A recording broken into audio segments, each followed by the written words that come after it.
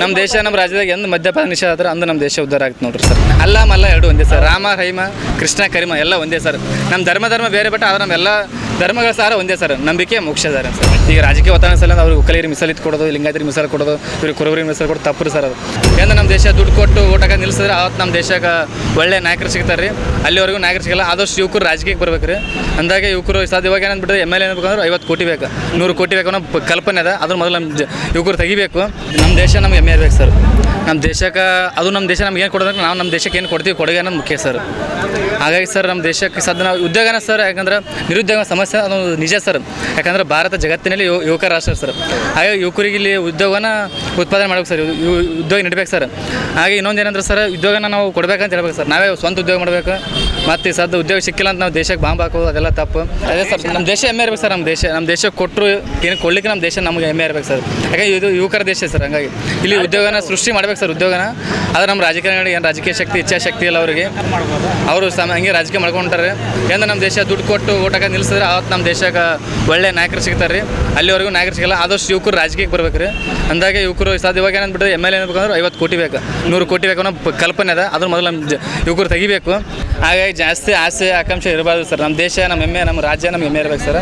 ಈ free scheme ಬಗ್ಗೆ ಹೇಳ್ಬೇಕಾದ್ರೆ ಸರ್, ಈಗ ಫ್ರೀ ಸ್ಕೀಮ್ ಕೊಡಬಾರ್ದು ಸರ್. ಆ್ಯಕ್ಚುಲಿ ಕೊಟ್ಟರೆ ಸರ್, ಯಾಕಂದ್ರೆ ಇವಾಗ ಏನಿದು ಮದ್ಯಪಾನ ಇಂಥವೆಲ್ಲ ಕೆಲವೊಂದಿಷ್ಟು ನಿಷೇಧ ಮಾಡಿದರೆ ನಮ್ಮ ಜನರಿಗೆ ಬೇಕಾಗಿಲ್ಲ ಸರ್. ಹಳ್ಳಿ ಜನರಿಗೆ, ಬಡವ್ರ ಜನರಿಗೆ ಈ ತಂದೆ ತಾಯಿ ಚೆನ್ನಾಗಿ ದುಡಿದ್ರೆ ಮಕ್ಕಳಿಗೆ ಏನು ಪ್ರಾಬ್ಲಮ್ಸೇ ಬರಲ್ಲ ಸರ್. ಇವಾಗ ಅದೇ 2,000 ರೂಪಾಯಿ 3,000 ರೂಪಾಯಿ ಯುವಕರಿಗೆ ಕೊಡೋದು ಸರ್.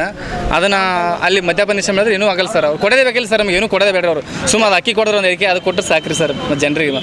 ನಮ್ಮ ದೇಶ ನಮ್ಮ ರಾಜ್ಯದಾಗ ಎಂದು ಮದ್ಯಪಾನ ನಿಷೇಧ ಆದ್ರೆ ಅಂದು ನಮ್ಮ ದೇಶ ಉದ್ಧಾರ ಆಗ್ತದೆ ನೋಡ್ರಿ ಸರ್. ಈಗ ತಂದೆ ತಾಯಿಗಳಿಗೆ ತಿಳುವಳಿಕೆಲ್ಲ ಸರ್. ತಂದೆಗೆ ತನ್ನ ಜವಾಬ್ದಾರಿನ ಗೊತ್ತಿರಲ್ಲ ರೀ ಹಳ್ಳಿ ಎಷ್ಟೇ ಜನರಿಗೆ. ಗಾಂಧೀಜಿಯವ್ರು ಅವತ್ತೇ ಇದ್ರು ಸರ್. ಇನ್ನೊಂದೇನು ರೀ, ಮತ್ತು ಆ ಸ್ಟೇಟ್ನಾಗ ಅವ್ರವ್ರು ಭಾಳ ಸ್ವಾರ್ಥ ಅದಾರೆ ನಮ್ಮ ರಾಜಕೀಯವ್ರಿಗೆ.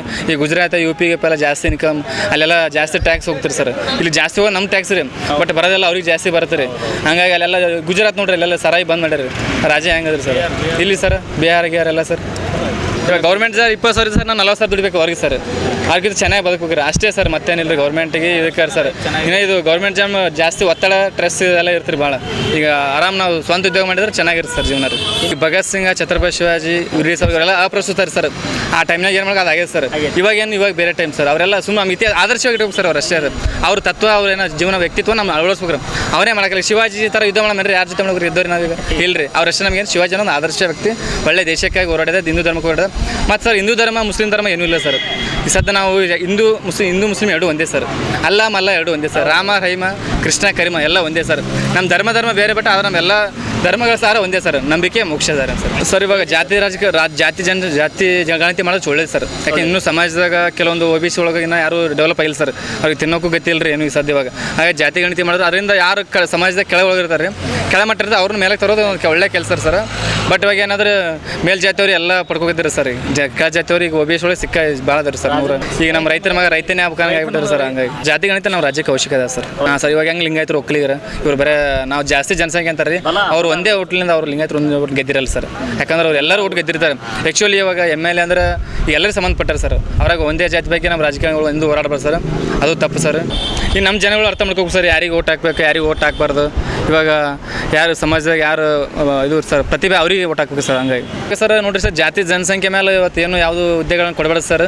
ಈಗ ಅವ್ರು ಮೀಸಲಾತಿ ಬೇಡ್ತಾರೆ ಅಂತ ಕೊಡಬಾರ್ದು ಸರ್. ಯಾಕಂದ್ರೆ ಹಿಂದುಳಿದ ನಮ್ಮ ಆಯೋಗಗಳು ಅದಾವೆ ಸರ್. ಇಲ್ಲೇ ನಮ್ಮ ರಾಷ್ಟ್ರೀಯ ಆಯೋಗಗಳು, ರಾಜ್ಯ ಆಯೋಗಗಳು ಅದಾವೆ ರೀ. ಅವರೆಲ್ಲ ಸರಿಯಾಗಿ ಕೆಲಸ ಮಾಡ್ಬೇಕು ಸರ್. ಅಂದಾಗ ನಮ್ಮ ದೇಶ ಉದ್ಧಾರ ಆಗುತ್ತೆ ಸರ್. ಈಗ ರಾಜಕೀಯ ಒತ್ತಡ ಸಲ ಅವ್ರಿಗೆ ಒಕ್ಕಲಿಗರಿಗೆ ಮಿಸಲಿತ್ತು ಕೊಡೋದು, ಲಿಂಗಾಯತರಿಗೆ ಮಿಸಲು ಕೊಡೋದು, ಇವ್ರಿಗೆ ಕುರುಬರಿಗೆ ಮಿಸಲು ಕೊಡೋದು ತಪ್ಪು ಸರ್. ಅದು ಸಮಾಜದಾಗ ಯಾರು ಕೆಳವರ್ಗ ಇರ್ತಾರೆ, ಯಾರು ಕೆಳಮಟ್ಟಕ್ಕೆ ಇರ್ತಾರೆ, ಯಾರು ಅವಕಾಶ ವಂಚಿತಿರ್ತಾರೆ ಅವ್ರಿಗೆ ಸಮಾಜದ ಮುಖ್ಯವಾಗಿ ತರಬೇಕು ಸರ್. ಅದು ನಮ್ಮ ರಾಜಕಾರಣಿಗೆ ಒಳ್ಳೆ ಕೆಲಸ ಅಂತ ಸರ್.